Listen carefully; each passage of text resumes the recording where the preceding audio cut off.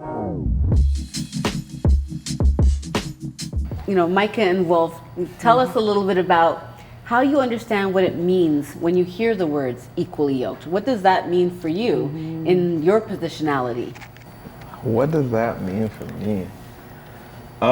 Equally yoked. Hi, Wolf Jim McFarland. Oh yes, tell us a little bit about yourself. I'm a singer, rapper, and art director.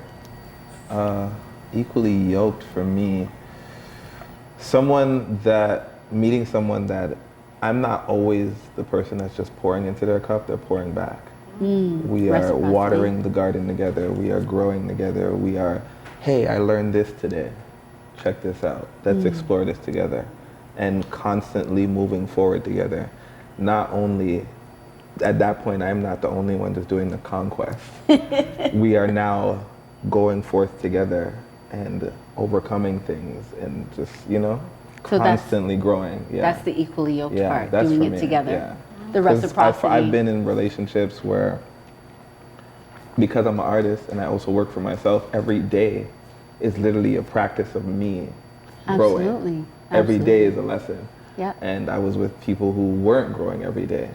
And then 3 days would pass and I'd look back and I'm like, yo, I need you to catch up with me, Yeah, because I'm growing. Yeah, like I'm doing a show. That's nervousness, that's me overcoming fear, that's me performing songs that are very deep to me.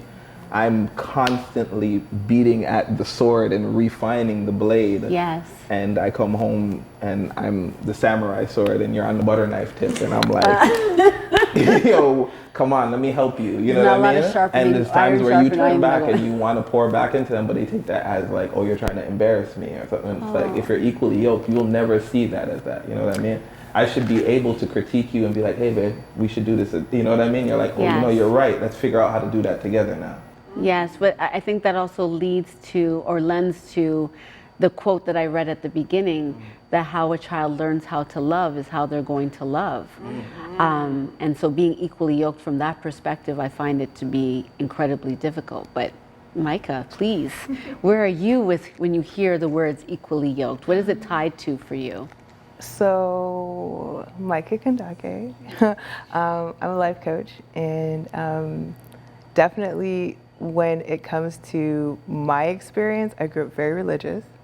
So that's... You grew up very religious. Yeah, so I have all the Bible verses in my mind already. Listen, if I could guess, initially, when people say I grew up very religious and then they reinforce very religious, I almost always can know that they're Seventh Day. Did you grow up Seventh? Absolutely. Yeah, Wow, yes, because it's a very different. Yes, because it's. And it's I've not heard. Like, I don't when know. I talk to other Christians and they're like, yeah, but this, and it's like, what kind of Christian were you? Like, it's a very different. It's very different. It's very different. I never knew Seventh Day was that strict until I met I've met a lot of recovering Seventh Day Adventists. So You said recovering. Yeah, No, I yes. actually work with quite a few like sexually rehabbing. I'm not surprised. Yeah. So, Yeah, so that was where you that's what I first reversed learned into this about idea. Wonderful. being equally or unequally yoked, and it was very much like you have to connect with somebody in your religion, and if you didn't do that, like you're opening the door for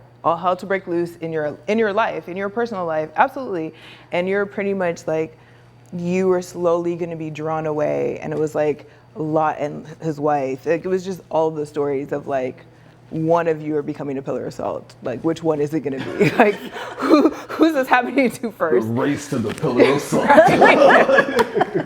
Wow. Right? Like, you're both going to end up with like less than you started with. Like, it was very much like if you don't marry somebody in the religion, like you're calling it quits. And I think over time, what I started to see is there were, especially men, who would marry women who were not religious or hadn't grown up Seventh-day Adventists or were not Seventh-day Adventists or were never interested in it.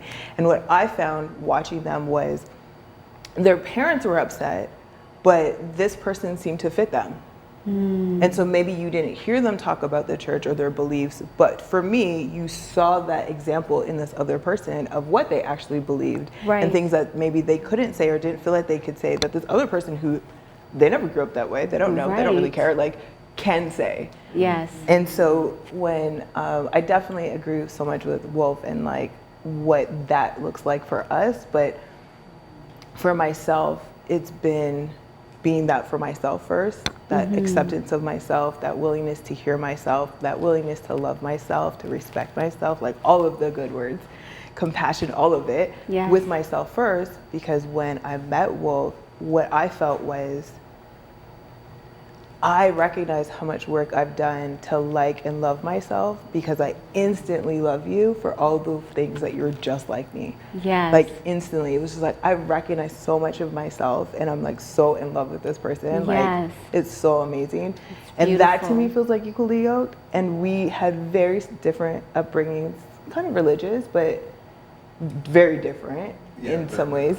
But I literally was just like, I'm gonna put that aside for a second, because in my own life, I was already putting it aside.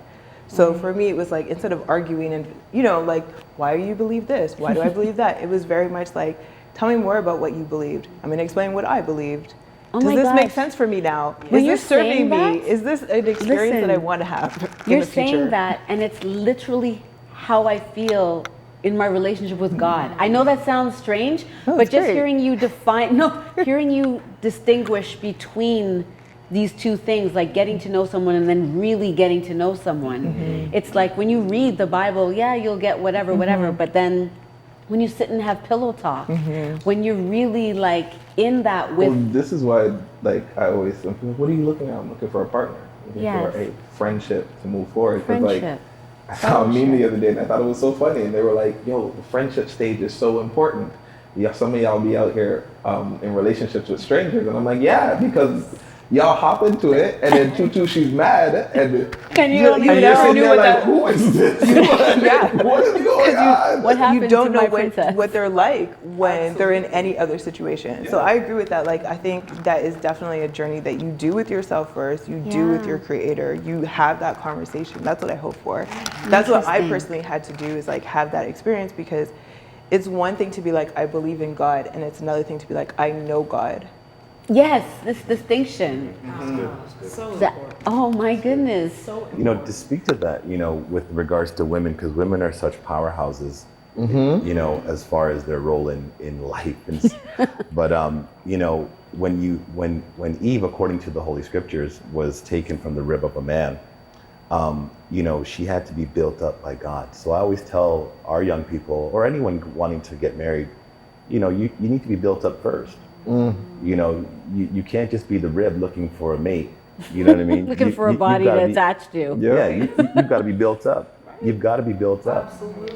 You know, what I mean? like to put it as, everybody's like, oh, 50-50. I'm like, no, 100-100. Yeah, yeah. 100-100. I like that. I would like to get here at least if you're at 80, at least I can be like, hey, you can hold some of my battery charge. You know what I mean? We can figure this out. But like, I'm not trying to roll up and I'm 100 and you're 50, and then every 2 seconds I'm like, Yeah. you know what I Yes. mean? Like, Yeah. I agree. I love that so much. I love that so much, because what I often will say when we talk about developing and forming relationships is that your partner is a complement and an enhancement to the wholeness of who you already are.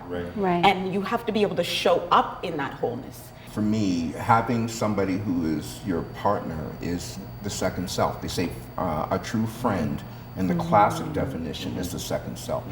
And I almost believe that's true in relationships. When there is somebody that is your second self. So what you would aspire for in terms of not necessarily what the end result or the manifestation is, the goodness that you would want for yourself, holy, unimpeded, you would want that for that person. That's just my feeling. Yeah, no, I like that. And it begs the talk about when we get into just the tip now, the opposite of that is to be unequally yoked, and the circumstances of that.